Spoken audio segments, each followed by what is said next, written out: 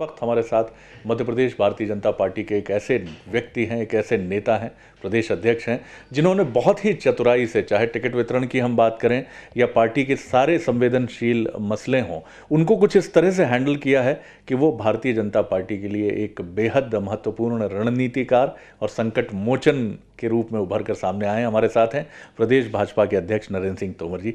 नरेंद्र जी, एक बहुत कठिन चुनौतीपूर्ण काम से अब आप गुजरे हैं, कुछ रिलैक्स हुए हैं, कुछ थोड़ी सी एक शांति भी हुई होगी, लेकिन अब आगे प्रचार की एक अहम रणनीति है। किस तरह से भारतीय जनता पार्टी आगे की तरफ बढ़ रही है? भारतीय जनता पार्टी कार्यकर्ता आधारित राजनीतिक दल है और वर्ष भर चुनाव हो न हो, भारतीय जनता पार्टी अपने संगठन विस्तार के लिए कार्य करती रहती है। परिणाम स्वरूप भारतीय जनता पार्टी मध्य प्रदेश की सबसे बड़ा राजनीतिक दल के रूप में है। तो चुनाव के समय जब प्रत्याशियों की बात आती है तो स्वाभाविक रूप से सबकी पसंद नापसंद, अपनी इच्छा अनिच्छा और प्रत्याशी के लिए भी प्रतिस्पर्धा होती है। और मुझे प्रसन्नता है कि इस बार प्रत्याशियों की दृष्टि से सुझाव देने के लिए लाखों कार्यकर्ता प्रदेश से आए और उनको मैंने सुना, उनसे बातचीत की। उनकी बातचीत में बहुत अच्छे सुझाव भी मिले, बहुत सारा फीडबैक भी प्राप्त हुआ। लेकिन भारतीय जनता पार्टी के कार्यकर्ता में ही यह संयम है कि वह अपनी बात कहकर बाकी पार्टी पर छोड़ देता है। प्रत्याशी चयन का काम पूरा हो गया है, नामांकन भी भर गए हैं। अभी कुछ स्थानों पर ज़रूर यह देखने में आया है कि कुछ लोगों ने निर्दलीय भी नामांकन भरा है, कुछ लोगों ने पार्टी से अपना नामांकन भरा है। पार्टी से जिन लोगों ने अपना नामांकन भरा है उनका नामांकन स्वतः निरस्त होने वाला ही है। जिन लोगों ने निर्दलीय नामांकन भरा है, हम लोग आज और कल में उनसे बातचीत करके और रास्ता ढूंढने का प्रयास कर रहे हैं। और मुझे विश्वास है कि भारतीय जनता पार्टी के नेतृत्व उन सब से बात करेंगे तो वो सब मान के और अपना पार्टी के लिए ठीक प्रकार से काम करने की ओर अग्रसर होंगे। आने वाले समय में निर्वाचन में प्रचार का सिलसिला प्रारंभ होने वाला है, तो मैं स्वयं भी प्रवास पर निकलने वाला हूँ। मुख्यमंत्री जी ने कार्यक्रम का प्रारंभ कर दिया है और 13 नवंबर से हम लोग सभी जिलों में एक साथ प्रचार अभियान की शुरुआत कर रहे हैं। उसमें हमने केंद्रीय नेतृत्व को भी आग्रह किया है। एक आपके यहाँ बड़ा सूत्र वाक्य है पार्टी में कि पैर में चक्कर, मुंह में शक्कर और माथे पर बर्फ। नरेंद्र सिंह तोमर जी बीते लगभग 1 महीने से 5 से 6 हज़ार लोगों से प्रतिदिन अपने घर पर पार्टी कार्यालय में मिल रहे थे। तो ये सूत्र वाक्य आपको कितना, क्योंकि ये हमने आपके कैरेक्टर में भी देखा है, कितना अहम है ये और एक बड़ी राजनीतिक यात्रा के लिए कितना ज़रूरी भी? मैं जब भारतीय जनता पार्टी में काम करने के लिए आया तो निश्चित रूप से राजनीति का वातावरण भी बहुत अच्छा था।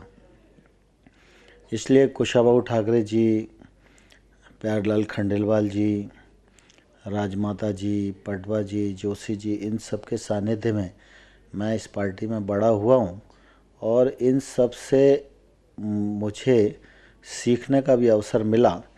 और सीखते सीखते मेरी ये मान्यता बनी कि पार्टी का महत्व कार्यकर्ता से है और कार्यकर्ता पार्टी की सबसे बड़ी पूंजी है। कार्यकर्ता को हम चाहकर भी कुछ नहीं दे पाते हैं, क्योंकि राजनीति के माध्यम से कुछ पदों में आकर्षण होता है। कुछ पद सरकार के होते हैं, कुछ पद विधायिका के होते हैं, कुछ पद संगठन के होते हैं। लेकिन अगर हम कार्यकर्ताओं की संख्या देखें तो इन पदों की संख्या ऊंट के मुंह में जीरे के समान है। मैं ऐसा मानता हूं कि वे असंख्य कार्यकर्ता, वे लाखों लाख कार्यकर्ता जो पद से दूर हैं, वे ही पार्टी की सबसे बड़ी पूंजी हैं। अगर वो काम नहीं करेंगे तो हमको सफल होने में बहुत ही मुश्किल जाएगी और सफल होना असंभव हो जाएगा।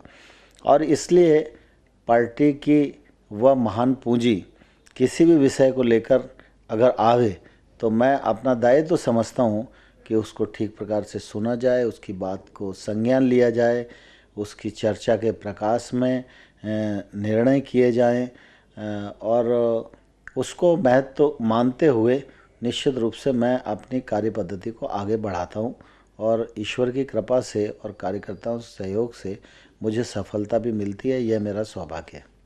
क्या यही वजह है कि शनिवार को जो बैठक हुई, नरेंद्र सिंह तोमर जी आश्वस्त हैं कि जो भी लोग बगावती तेवर अख्तियार कर रहे हैं उनको सबको मना लिया जाएगा, जैसा आपने कहा भी कि हम लगातार संपर्क में हैं, संवाद में हैं उनके साथ और ऐसे सारे लोगों को पार्टी की रीति नीति के अनुरूप राजी कर लेंगे।